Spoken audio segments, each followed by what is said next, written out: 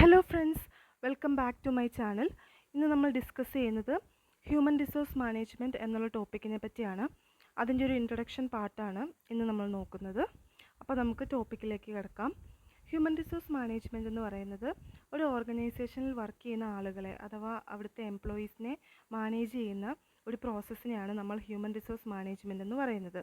ഒരു ഓർഗനൈസേഷനിൽ different പൊസിഷൻസിലായിട്ട് different ആൾക്കാർ വർക്ക് ചെയ്യുന്നുണ്ടായിരിക്കും. വ്യത്യസ്തമായ പൊസിഷൻസ് ഒരു ഓർഗനൈസേഷനിൽ ഉണ്ടാവും. അതായത് ക്ലർക്കിൻ്റെ ഒരു പൊസിഷൻ ഉണ്ടാവാം, HR-ൻ്റെ പൊസിഷൻ ഉണ്ട്, അതുപോലെ അസോസിയേറ്റ്, എക്സിക്യൂട്ടീവ്, അങ്ങനെ പല ഇപ്പോൾ ഒരു സ്കൂളിലാണെങ്കിൽ ടീച്ചർ, അല്ലാത്ത സ്റ്റാഫുകൾ, അതുപോലെ പ്രിൻസിപ്പൽ, അതുപോലെ അങ്ങനെ ഓരോരോ അഡ്മിനിസ്ട്രേറ്റീവ് വർക്ക് ചെയ്യുന്നവർ, ഹോസ്പിറ്റലാണെങ്കിൽ ഡോക്ടേഴ്സ്, നേഴ്സുമാർ, അങ്ങനെ പല ഓർഗനൈസേഷനിൽ പല തസ്തികകളിൽ വർക്ക് ചെയ്യുന്ന ആളുകളുണ്ടാവും.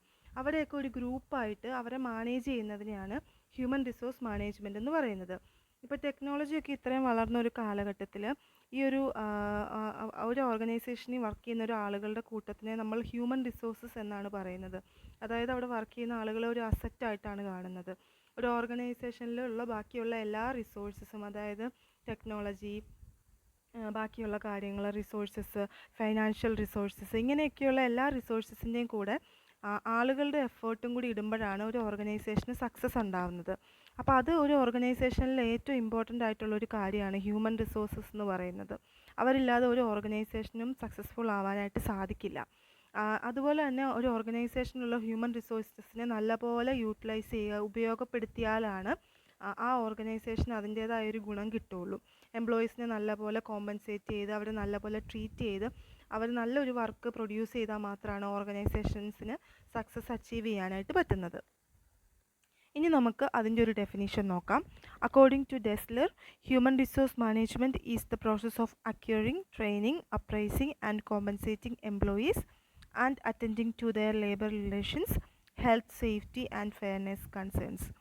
അതായത് ഹ്യൂമൻ റിസോഴ്സ് എന്ന് പറയുന്നത് ഒരു ഓർഗനൈസേഷനിലേക്ക് വേണ്ട ആളുകളെ എടുക്കുന്നു. അതായത് ആ പ്രോസസ്സിന് പറയുന്ന പേരാണ് റിക്രൂട്ട്മെൻറ്റ്. അതായത് ഒരു ഗ്രൂപ്പ് ഓഫ് ആൾക്കാരിൽ നിന്ന് നമ്മുടെ ഒരു ഓർഗനൈസേഷനിലേക്ക് വേണ്ട ആളുകളെ, ആ ഒരു പൊസിഷന് വേണ്ട ക്വാളിറ്റീസ് ഉള്ള ആളുകളെ എടുക്കുന്നതാണ് അക്വയറിംഗ് എന്ന് പറയുന്നത്. പിന്നെ അവർക്ക് ട്രെയിനിങ് പ്രൊവൈഡ് ചെയ്യുന്നു. അതായത് ഒരു പൊസിഷന് വേണ്ട ട്രെയിനിങ് എന്താണ്, ആ ഒരു ട്രെയിനിങ് കൊടുക്കുന്നു. അതുപോലെ അവരുടെ പെർഫോമൻസുകളെ അപ്രൈസ് ചെയ്യുന്നു. അതായത് എന്നെ ഒരു ഓർഗനൈസേഷനിലേക്ക് ഒരു HR ട്രെയിനി ആയിട്ട് എടുത്തു എന്ന് വിചാരിക്കുക. അപ്പോൾ HR ട്രെയിനി ചെയ്യേണ്ട കാര്യങ്ങളൊക്കെ എന്തൊക്കെയാണെന്ന് എന്നെ പഠിപ്പിച്ചു തരുന്നു. അതിനെയാണ് ട്രെയിനിങ് എന്ന് പറയുന്നത്. അതിനുശേഷം വരുന്നതാണ് അപ്രൈസിങ്. അതായത് ഞാൻ ആ വർക്ക് ചെയ്യുന്നു, അത് എത്രത്തോളം നന്നായിട്ടാണ് ചെയ്യുന്നതെന്ന് എൻ്റെ പെർഫോമൻസിനെ അപ്രൈസ് ചെയ്യുന്നു, അതായത് വിലയിരുത്തുന്നു. അങ്ങനെ ചെയ്യുന്നതിനെയാണ് അപ്രൈസിങ് എന്ന് പറയുന്നത്. പിന്നെ വരുന്നത് കോമ്പൻസേഷനാണ്. അതായത് കോമ്പൻസേഷൻ എന്ന് പറയുന്നത് വേജസ് ആൻഡ് സാലറീസ്, അതിൽ monetary benefits and non monetary benefits ഒക്കെ വരാം. അതായത് മണിയുടെ രൂപത്തിൽ വരുന്നതെന്ന് പറഞ്ഞാൽ നമുക്ക് കിട്ടുന്ന സാലറി, വേജസ് ഒക്കെയാണ്. ഇൻസെൻറ്റീവ്സ്, കമ്മീഷൻ ഒക്കെ മോണിറ്ററി ബെനിഫിറ്റ്സ് ആണ്. നോൺ മോണിറ്ററി ബെനിഫിറ്റ്സ് ഉണ്ട്, അതായത് റിവാർഡ്സ്, റെക്കഗ്നീഷൻ, അതുപോലെ ഓരോ മൈൽ സ്റ്റോൺസ് അച്ചീവ് ചെയ്യുമ്പോൾ നമുക്ക് കിട്ടുന്ന ഒരു അംഗീകാരങ്ങൾ, അതൊക്കെയാണ് ഒരു നോൺ മോണിറ്ററി ബെനിഫിറ്റ്സ് ആയിട്ട് കാണുന്നത്. അങ്ങനെയൊക്കെ ഒരു ഓർഗനൈസേഷനിൽ വർക്ക് ചെയ്യുമ്പോൾ നമുക്ക് പല രീതിയിലുള്ള അച്ചീവ്മെൻറ്റ്സ്, പ്രമോഷനൊക്കെ കിട്ടാം. അതൊക്കെയാണ് ഈ ഒരു ഇതിനകത്ത് വരുന്നത്.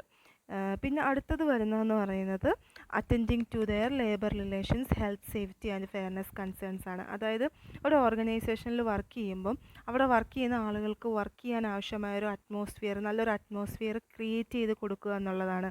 അവരുടെ ഹെൽത്ത്, അതുപോലെ അവരുടെ സേഫ്റ്റി ഒക്കെ എപ്പോഴും നോക്കേണ്ട ഒരു കാര്യമാണ്. അതായത് ഹെൽത്ത് ആൻഡ് സേഫ്റ്റി എന്ന് പറയുന്നത് റിസ്ക് അസസ്മെൻ്റ് ഒക്കെ നടത്തുക, സേഫ് ആയിട്ടുള്ള വർക്ക് പ്ലേസിലാണ് എംപ്ലോയീസ് വർക്ക് ചെയ്യുന്നത്, അവർക്ക് ആവശ്യത്തിനുള്ള സേഫ്റ്റി മെഷേഴ്സ് ഉണ്ടോ, അതുപോലെ കുടിക്കാനുള്ള വെള്ളം, എന്തെങ്കിലും അത്യാവശ്യങ്ങൾക്ക് ഉള്ള കാര്യങ്ങൾ, അങ്ങനെയൊക്കെയുള്ള അത്യാവശ്യം, അതായത് ആക്സിഡൻസോ അല്ലെങ്കിൽ ആരെങ്കിലും വീഴുകയൊക്കെ ചെയ്താൽ അവർക്ക് പെട്ടെന്ന് മെഡിക്കൽ ട്രീറ്റ്മെൻറ്റ് ആക്സസിബിൾ ആണോ, അങ്ങനെയൊക്കെയുള്ള കാര്യങ്ങളാണ് ഈ ഒരു ഹെൽത്ത് ആൻഡ് സേഫ്റ്റിയിൽ വരുന്നത്. അപ്പോൾ അതിന് വേണ്ടിയിട്ട് എംപ്ലോയീസിനെ നല്ലപോലെ ട്രെയിൻ ചെയ്യുക, അപകടം ഉണ്ടായാൽ എന്ത് ചെയ്യണം, അങ്ങനെയൊക്കെയുള്ള കാര്യങ്ങളൊക്കെ ഇതിനകത്ത് വരും.